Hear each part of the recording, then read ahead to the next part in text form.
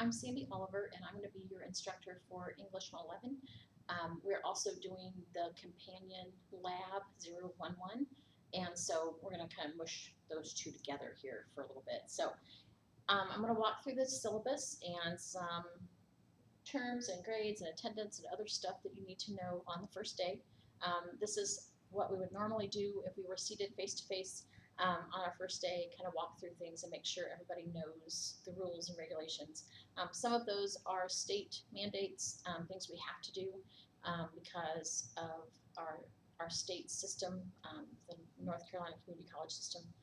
And some of them are specific to Fayetteville Tech, and some of them are specific to English department, me, that kind of stuff. So we're going to walk through some stuff. If you don't have a copy of your syllabus in front of you, whether you've got it printed out or you've got it on another page on your computer or whatever, please do that. That way you can walk through, and most of what I'm doing here won't seem so random. Okay, so help you along a little bit. So yes, this is English 111, Writing and Inquiry. We also have a lab class that goes along with to give you a little extra practice, a little extra help. And on Blackboard, all you're going to walk into is the English 111. I have put the lab stuff into that same system there so that you don't have to go back and forth and bounce back and forth. And I don't either. So our whole class is contained in one shell in Blackboard. I have some things to tell you about me. I am a writing geek, a rhetoric geek, a little bit of a language geek. I like all those things having to do with words, and especially words on pages. And so this is my email, Oliversa, Oliversa, at faytech.edu. My cell phone, I don't have an office on campus, and so that I don't have an office phone. I don't have office hours on campus. I am allowed to give you my cell phone, so that's what I'm doing. Put it in your phone.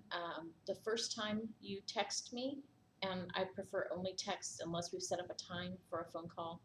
I have a very busy house, and I need to make sure that I'm in a spot where I can talk to you privately so that other folks aren't interrupting me, and yeah, all of that stuff. Anyway, so text first, text only, unless you have an appointment. But there's my phone number. You'll notice, and you probably knew the first time I started talking here, that I'm not from around here. My area code 405 is Oklahoma.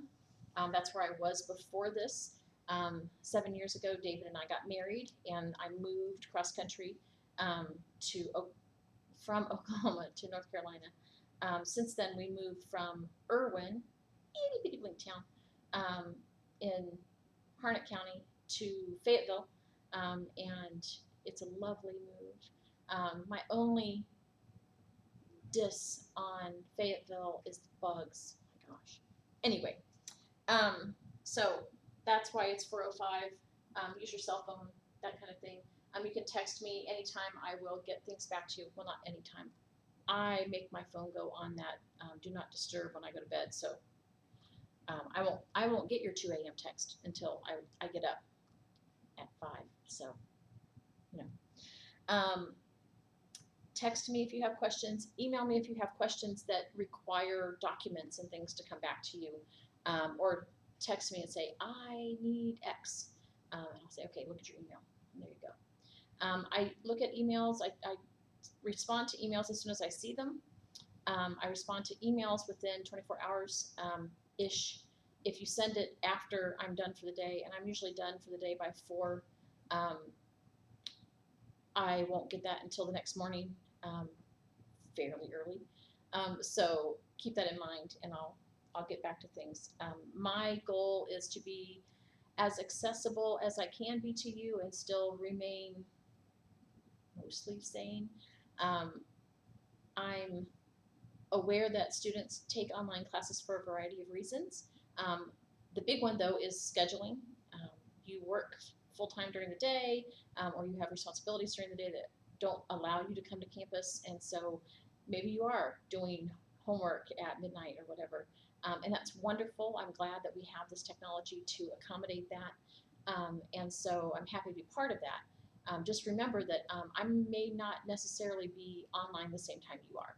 Okay, so if you have a question and I'm not immediately available, please, please, please do your best to find it. Send me an email. If it's something that only I can do, I'm sorry, but you're stuck until the next morning, and we'll go from there. I will also make accommodations for those kinds of things when you do get stuck or the internet's stupid or we have a power outage or whatever. I'm a very reasonable person. I hope I'm very compassionate, and I try to give students the benefit of the doubt for things like that. So just keep me in the loop, okay? Our class is designed to help you improve your writing, mostly academic writing, and we'll kind of work on a few other things as we go along, and anything that you need help with, that's what we'll work on. You do have a textbook. We have, it's called the Little Seagull Handbook, and it's 4th edition, so it's a light green with a bird on the front, with a seagull on the front. And you do need that. You can get it at the bookstore. You do not need a code with that. You just need the book, and we will use the book quite a bit for background and looking at things, and in place of very boring lectures. Most of what we do in 111 is created from various exercises from the book, but I'll also have some videos up for you on things like summarizing and looking at sources and a bunch of other things, so we're good. You need to be able to work in Office 2016, which is Office 365. You get it free as a student, so make sure that you've downloaded that and are familiar with how it works. That's where we post everything from. DocX. If you can save whatever you like to use as a DocX or a PDF, you're fine. I prefer DocX because that means I can comment on it and highlight things and all of that. The PDFs do not allow for outside manipulation. So I can't do anything with that but give you kind of, hey, in paragraph 3, section 2, you do this. It's much easier if it's DocX and I can just highlight it and write your little comment and move on. Okay. We do use Blackboard. Obviously, that's where you found this. And it's a good system. Any LMS, learning management system, is going to have its bothersomeness. But Blackboard is not bad, and you can get at all of your courses in one spot. You can get at everything we have for this course in one spot. I am reasonably sure that the whole class will be up by the time you see this video, so that's a good thing. We do have some due dates. Our grading scale is a 10-point scale, so you have to have a 90 in the class, 90.0, to get an A. 80, okay, we go from there. Now, our course requirements, you will get 2 grades for this course. You will get a grade for 111, which is a normal letter grade, and you will get a grade for the lab section, which will be a pass. I think it's a pass-fail for 111. So your big deal is do the work and you'll be fine, okay? But on page 3 of your syllabus, you have a list of possibilities here, things that we're going to do, things that you're going to have to do. I don't know that this is all correct, but anyway, we have 3 quizzes. They're worth 5% each, so 15% altogether. The main research paper that you're going to do that's due a little bit later in the semester is 20%. The public piece that comes after that, when you rework your research paper, is 15%, and your topic memo, which is sort of like an annotated bibliography, but it's in memo format, is a 10% grade. So your high stakes grades are 70% of your grade, okay? Your low stakes grades are 30%, okay? And your lab grade comes out of some of these low stake assignments. So rough draft submissions, you have 3 major papers, so you have 3 rough drafts that come into that. They're 5%. Discussion boards, there are 6, it's 15%. Other work that we do in the class is 5%, and then your research journals are 15. Now, the research journal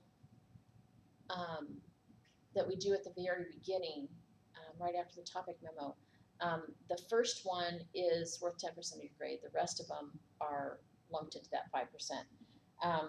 The research journals are basically, the research journal number 1 is actually your annotated bibliography. The ones after that are summaries of at least 4 of your, because that's your minimum requirement for the paper is 4 resources. They're summaries of those resources. So that helps you a bit as your course grade. Make sure if you have questions about that, about anything on here, that you email me and I will be happy to talk more about it. The rest of the syllabus, until you get to the last page, are rules and regulations according to Fayetteville Tech, departmental policies. So academic integrity, basically do your own work, don't help others get your work. Plagiarism, don't do that.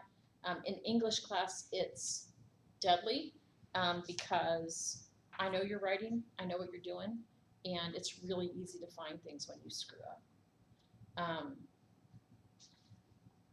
Don't panic. Don't let English 111 be the thing that kicks you out of college. It's kind of silly all the way around. Don't be lazy, don't panic, just do what you're supposed to do. On page 4 it says students are expected to use their own ideas in their own words in any paper they write about material they have read, but what they say about it should reflect their own understanding and their own comments. Now, if you need a tutor, tutors are fine. The tutors that you get at Fayetteville Tech are trained not to write for you, so you have to do the work. They can just help you along. Please don't, have your cousin write your paper for you. It's just really bad. Okay. There are penalties for plagiarism and cheating. You may have to just redo the assignment. You may get a 0 for the assignment.